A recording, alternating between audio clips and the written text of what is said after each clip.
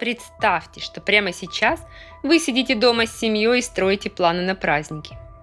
Вы слышите странный шум на улице.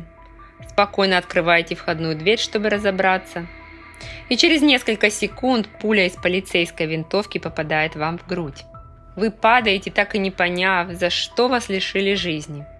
Именно это произошло 28 декабря 2017 года в городе Уичита, штат Канзас. 28-летний Эндрю Финч выходит на крыльцо и пытается понять, что происходит. Но полицейские совершенно уверены, что перед ними человек, который только что застрелил собственного отца и удерживает семью в заложниках. Проходит меньше 10 секунд. Раздается один выстрел. Эндрю безоружен. В доме нет ни погибшего отца, ни заложников. Убит невинный человек. Но самое невероятное полиция узнает немного позже. Вызов был ложным. Он появился из-за ссоры двух геймеров после матча в Call of Duty и ставки в $1.50. $1,5. Как такое вообще могло случиться? И самое страшное, в цифровом мире вам даже не обязательно с кем-то ссориться.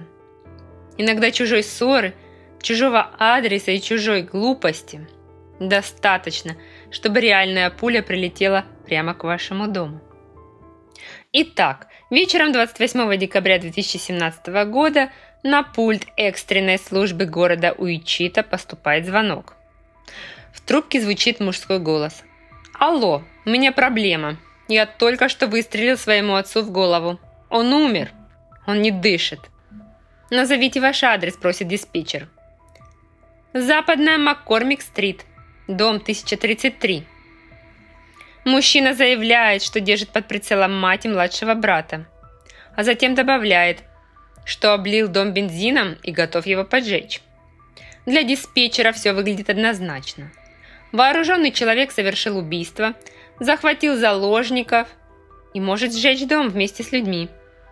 Информация немедленно передается полиции. Через несколько минут вооруженные офицеры окружают дом и направляют оружие на входную дверь. Они уверены, что внутри находится человек, который убил отца и удерживает семью в заложниках. Операция начинается. А внутри дома продолжается обычный вечер. Эндрю Финч лежит на диване в гостиной. Его мать Лиза смотрит телевизор. 17-летняя племянница находится наверху. В какой-то момент Эндрю замечает странный шум на улице. Перед домом стоят полицейские машины, а возле них вооруженные люди. Он не понимает, почему полицейские окружили именно его дом. Эндрю открывает входную дверь и выходит на крыльцо.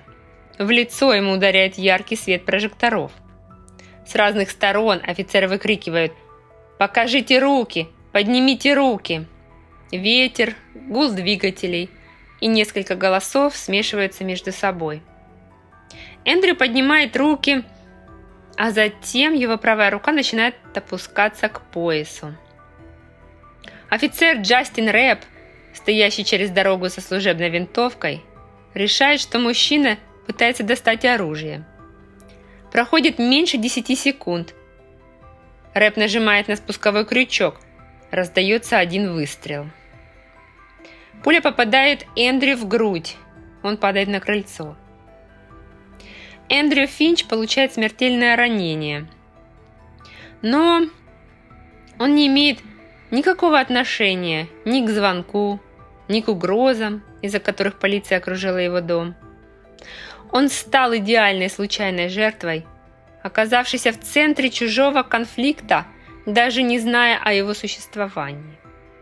Ему было 28 лет, у него было 2 маленьких детей, 7-летний сын и дочь, которой еще не исполнилось и 2 лет.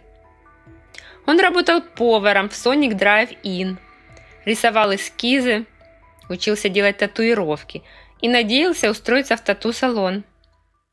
Как решение 3 незнакомых людей приводит вооруженную полицию к его дому? Ответ начинается за несколько часов до звонка.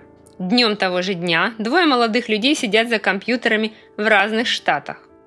18-летний Кейси Вайнер из Огайо под ником Бэй Прайзер и 19-летний Шейн Гаскил из Уичита под ником Miracle играют в одной команде в Call of Duty WW2. Матч проходит на платформе UMG Gaming, где игроки соревнуются на деньги. Во время игры Шейн по ошибке стреляет в персонажа собственного напарника. На экране появляется поражение. Команда теряет ставку $1.50. Кейси взрывается в игровом чате.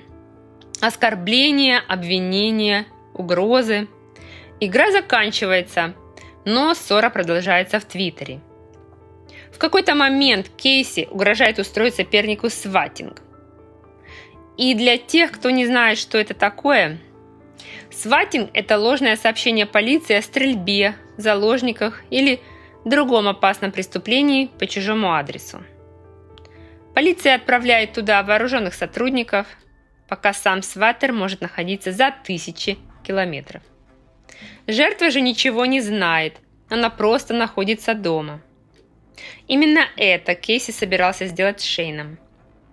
Но звонить самостоятельно он не станет. Кейси Вайнер связывается с человеком под псевдонимом Своютистик. За этим никнеймом скрывается 25-летний Тайлер Беррис из Лос-Анджелеса. Серийный сваттер, выполнявший подобные заказы для людей из интернета. Он уже не раз устраивал ложные вызовы по чужой просьбе и иногда получал за это деньги. Кейси просит его проучить Шейна Гаскила. Беррис находит Шейна в Твиттер. Тот понимает, кто появился среди его подписчиков, и начинает его провоцировать. «Давай, попробуй, я жду». Затем Шейн печатает: «Западная Маккормик-стрит, дом 1033». Сначала для Берриса это был чужой конфликт. Но после нескольких оскорблений все становится личным. Он решает проучить Шейна бесплатно. Но Шейн давно не живет по этому адресу. Его семья съехала примерно год назад, и теперь в доме живут другие люди. Но только дело в том, что Кейси и Беррис этого не проверяют. А Шейн уверен, что всех перехитрил. Полиция приедет впустую, а он останется в безопасности. Беррис копирует адрес. Далее он копирует сервис TextNow и получает номер с кодом 316, таким же, как у телефона в Уичита. Около 18:10 Беррис звонит по служебному номеру местной полиции. Связь несколько раз обрывается, и только с третьей попытки он попадает к диспетчеру. Через несколько минут полиция уже окружает дом. В 18:28 Эндрю Финч открывает дверь. Раздается выстрел. Но Беррис еще не знает, что произошло. Около 18:35 он снова звонит в полицию и продолжает играть роль вооруженного сына. Он утверждает, что держит мать и младшего брата под прицелом. Разлил по дому бензин и находится в одноэтажном доме.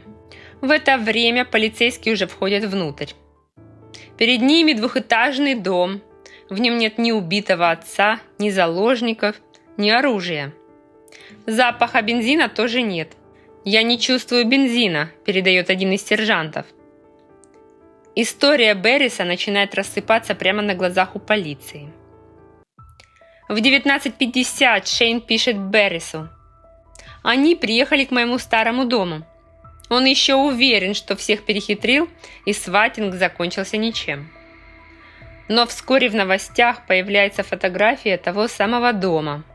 Полицейский застрелил по этому адресу безоружного мужчину. В 21:51 Шейн пишет снова: «Нам с тобой и Кейси нужно все удалить. Теперь это дело об убийстве». Но Беррис удалять ничего не собирается. Он публикует в Твиттер сообщение о том, что дом человека, которого он засватил, показывают в новостях. Когда пользователи обвиняют его в смерти Эндрю, он отвечает, что не считает себя виновным, потому что сам не нажимал на спусковой крючок. Но их переписка уже стала частью цифрового следа. Полиция проверяет номер, аккаунты и переписку участников.